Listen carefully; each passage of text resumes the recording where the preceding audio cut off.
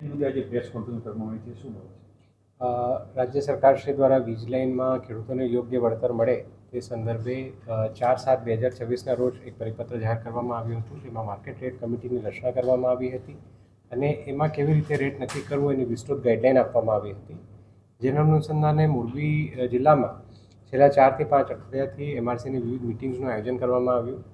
એ meeting જે છેલ્લી યોજવામાં આવી હતી, ગઈકાલે યોજવામાં આવી હતી, એ મિટિંગમાં ખેડૂત પ્રતિનિધિ, કંપની પ્રતિનિધિ અને અમારા જે વેલ્યુઅર છે ત્રણે ત્રણ હાજર હતા.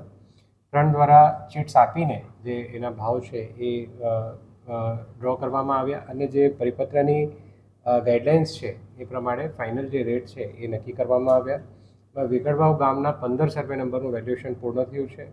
એ વેલ્યુએશન જ્યારે અમે ડીએલવીસી રેટ સાથે કમ્પેર કરીએ છીએ તો આ જ લાઇનનું ડીએલવીસી રેટ ₹979 હતું અને અત્યારે જે રેટ્સ આવ્યા છે એ 1400થી લઈને 1900 રૂપિયા વચ્ચે આવેલા છે. એમાં અમુક સર્વે નંબરના અમે કમ્પેરિઝન પણ કર્યા કે જૂની પદ્ધતિ અને નવી પદ્ધતિથી કેટલું વળતર મળવાપાત્ર હતું અને હવે કેટલું વળતર મળવાપાત્ર થશે.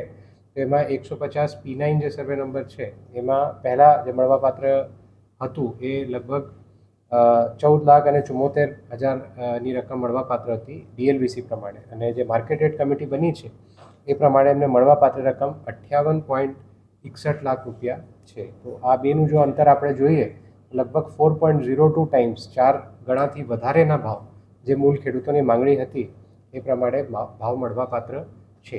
આ પ્રક્રિયામાં અમારી સાથે તમામ ટ્રાન્સમિશન કંપનીના પ્રતિનિધિઓ પણ સાથે હતા. તો જેમ આ કમિટીની મિનિટ્સ પ્રસિદ્ધ થાય ઝડપથી વિધિન 7 થી 10 દિવસમાં ખેડૂતોના ખાતામાં પેમેન્ટ પણ મળી જાય એ સૂચના પણ અમે વિવિધ ટ્રાન્સમિશન પ્રતિનિધિઓને આપીએ છીએ અને એ થયા બાદ જ એ લોકો કોઈ પણ આગળની જે કામગીરી છે એ પણ અમે એમને સૂચના આપી છે. સાથે સાથ આપના થ્રુ આપના મારફત તમામ જે ખેડૂત મિત્રો છે મોરબી જિલ્લાના જે હજી સુધી એમઆરસી કમિટીમાં જોડાયા નથી, આપ લોકો પણ બધા આવો, અમારી કમિટીમાં જોડાઓ એવી અમારી આપ બધાને વિનંતી છે. આપના આખા ગામનો કોઈ ખેડૂત પ્રતિનિધિ બની શકે એમનું પણ સ્વાગત છે, પરંતુ અમે હાલ ઇન્ડિવિજ્યુઅલ ખેડૂત પણ મતલબ વ્યક્તિગત ખેડૂત પણ અમારી પાસે આવે તો અમે એમને પણ એમઆરસીમાં સમાવેશ કરી એમના જે માર્કેટ રેટની પ્રક્રિયા છે એ કરવા માટે આપને પૂરેપૂરો સપોર્ટ કરશું. વેગડવાવ જે છે એ એક જ ખેડૂત માટેનું છે, એક જ સર્વે માટેનું છે, આખા ગામના સર્વે માટેનું આ જ ભાવ રહેશે કેવી રીતે? યસ, એમાં ટોટલ અલગ અલગ સર્વે નંબર છે. અત્યારે જે પ્રતિનિધિઓ અમારી પાસે આવ્યા છે ટોટલ 15 સર્વે નંબરના આવ્યા છે. 15 સર્વે નંબરના બધાના વેલ્યુએશન પૂર્ણ થઈ ગયેલા છે. ગઈકાલે એક પ્રતિનિધિ હાજર નહોતા જે કારણે એમના જે સર્વે નંબર હતા એમનું વેલ્યુએશન બાકી રહી ગયેલું છે. એમને પણ અમે આગામી દિવસોમાં બોલાવવાના છે અને એ પ્રમાણે એમની હાજરીમાં અમે ભાવ ખોલીને આગળ વધવા જઈ રહ્યા છીએ. બધાના 4 ગણા થાય એવું શક્યતા નથી ને? 2 ગણા થાય, 2-3 ગણા થાય? બિલકુલ, એ તો જે વેલ્યુએશન છે એ બાબતે અમે ન કહી શકીએ, બિકોઝ એમાં આઈબીબીઆઈના જે અધિકૃત વેલ્યુઅર છે એમના દ્વારા વેલ્યુએશન કરવામાં આવે છે. એમાં ઘણી બધી બાબતો અને જેમ ખેડૂતશ્રીઓની માંગણી હતી કે ફક્ત જે કાગળ ઉપર રેટ છે એના આધારે રેટ નક્કી ન થવું જોઈએ, પરંતુ ફિલ્ડ પર જઈને પ્રોપર સર્વે કરીને કોઈ સર્વે નંબર જો કદાચ રોડની નજદીક હોય તો એનો ભાવ વધારે પણ આવે, કોઈ સર્વે નંબર જો આંતરિયાળ હોય તો એનું એ પ્રમાણે ન પણ આવતું હોય. બટ એકચ્યુઅલ જે ભાવ છે ખરેખર જે માર્કેટનો ભાવ હોય જેના આધારે તમામ પ્રકારના ટ્રાન્ઝેક્શન પણ થતા હોય એ બધી જ વિગતો ધ્યાને લઈને આ રેટ્સ નક્કી કરવામાં આવશે. ખાસ કરીને વેલ્યુઅર જે છે એ સરકાર તરફથી છે કે આપણે લોકલ મોરબી જિલ્લામાં?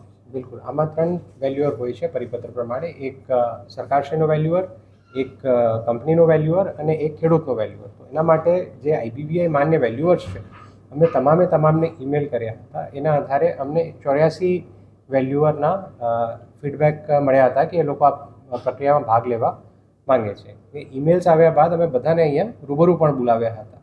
એ બધી પ્રક્રિયા થયા બાદ અમારી પાસે 20 થી 25 વેલ્યુઅર્સની યાદી છે જે ભિન્ન જિલ્લાઓના છે.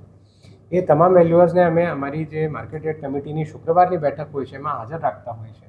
તો કોઈ પણ ખેડૂત જો પહેલીવાર બેઠકમાં આવતા હોય તો એમની સામે લગભગ 20 થી 25 વેલ્યુઅરની પેનલ ત્યાં ઉપલબ્ધ જ હોય છે. તો ખેડૂતશ્રીને જે પણ વેલ્યુઅર એમાંથી ગમતા હોય, જે પણ એમને લાગતા હોય કે એમની રજૂઆત, એમની જે જમીનનું મૂલ્યાંકન છે સારી રીતે કરી શકે છે, એ પૈકી કોઈ પણ એમને મનગમતા વેલ્યુઅર એ ત્યાં પસંદ કરી શકે છે. છતાં કોઈ ખેડૂતને લાગતું હોય કે આ જે વેલ્યુઅર ઉપલબ્ધ છે અહીંયા હાજર છે એ સિવાયના પણ કોઈ વેલ્યુઅર એમને લેવા છે અને આઈબીબીઆઈ માન્ય વેલ્યુઅર છે તો એમનું પણ અમે પૂરેપૂરું સ્વાગત કરીએ છીએ. એ પ્રમાણે પણ આપણે આગળ વધી શકીએ. ખેડૂતોને જે 4 ગણું વળતર મળ્યું છે આપણે વાત કરી તો જેતપરના ખેડૂતોની પહેલાથી જ માંગ છે કે 4 ગણું એમને બજાર કિંમતનું મળવું જોઈએ, તો એ લોકો એમઆરસી કમિટી માટે કેમ નથી તૈયાર થતા? બિલકુલ, તો એમને પણ આપના મારફત હું એ જ આગ્રહ રાખું છું કે કદાચ જ્યારે કમિટીની રચના થઈ હતી તો આપને કેટલું ભાવ મળશે એ બાબતે કોઈ અસમંજસ રહ્યું હશે, તો આજે ફરીથી મારું આપને આહ્વાન છે કે આપ લોકો માર્કેટ રેટ કમિટીમાં જોડાઓ અમારી સાથે, અને જે માર્કેટ રેટ છે, ખરેખર જે જમીનનું મૂલ્યાંકન છે એ આવે, એ જ અમે પણ ઈચ્છીએ છીએ, સરકારશ્રી પણ ઈચ્છે છે અને આપ પણ એ જ વસ્તુ ઈચ્છો છો. અત્યાર સુધી કેટલા ખેડૂતોએ આ બાબતે તૈયારી દેખાડી છે અને સાઇન કરી છે આમાં? એક્ઝેક્ટલી, એમાં જે પ્રતિનિધિઓ છે, વિવિધ પ્રતિનિધિઓ લેવા માટે અમે અલગ અલગ પ્રોસેસ કરી રહ્યા છીએ. ટોટલ જે લાઇન્સ છે, વિવિધ ટ્રાન્સમિશન કંપનીના પ્રતિનિધિઓ પણ ખેડૂતો સાથે વાત કરી રહ્યા છે. અત્યાર સુધી 6 ગામો એવા છે જેના પૂરેપૂરા ગામના અમને પ્રતિનિધિઓ મળી ગયા છે, તો એ 6 ગામના સંપૂર્ણ મૂલ્યાંકન થાય એના માટે અમારું આવતા વીકમાં પ્રયાસ રહેશે, આવતા 1 વીકમાં.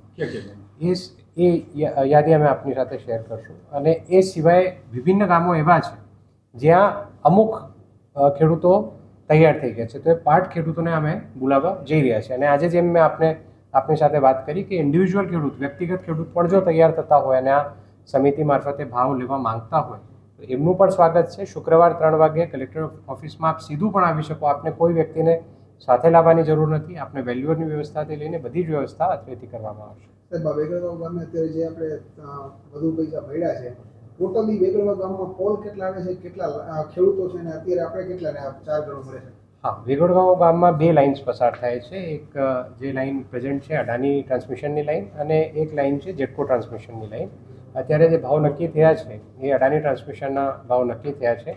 અન્ય પણ તમામ જે ખેડૂત પ્રતિનિધિઓ છે જેમ જેમ નક્કી થાય છે તેમ તેમ અમે સમિતિમાં લઈને આગળ વેલ્યુએશન પૂર્ણ કરીશું. એમઆરસી કમિટી બનાવવામાં આવે છે, એમઆરસી કમિટી જુદી જુદી માટે સહમતિ દર્શાવવા માટે જાય છે, પણ સહમતિ નથી થતું. આનાથી આગળ કઈ પછી આપણે પ્રયાસ કરીએ? બિલકુલ, જેમ મેં આપને કીધું કે પહેલાં કદાચ ભાવ બાબતે અસમંજસ ખેડૂતોને પણ હશે કે આમાં એમઆરસી મારફતે અમને કેટલું ભાવ મળી શકે છે, પરંતુ હવે સિન્સ આ સ્થિતિ એકદમ ક્લિયર થઈ ગઈ છે કે માર્કેટ રેટ કમિટીના ભાવના 200% પ્રમાણે ભાવો આપણને મળશે, જે લગભગ જે આપણે રેટ અપેક્ષા રાખીએ છીએ એનાથી 4 ગણાના આજુબાજુ આવતું હોય છે. તો મારી ફરીથી બધાને વિનંતી છે કે આપ લોકો આ પ્રોસેસમાં સહભાગી થાઓ. જિલ્લાના તમામ અસરગ્રસ્ત ખેડૂતોના બિલકુલ બધા જને લાભ મળી શકે છે. અને ફરીથી હું કહું છું કે કોઈ પણ ખેડૂત છે એ પોતે પણ શુક્રવાર 3 વાગે અમારી ઓફિસમાં ક્યારે પણ વોક ઇન કરી શકે છે. અમે એમને સંપૂર્ણ રીતે સપોર્ટ કરશું જેથી એમને જે યોગ્ય મળવાપાત્ર વળતર છે એ મળે. Thank you.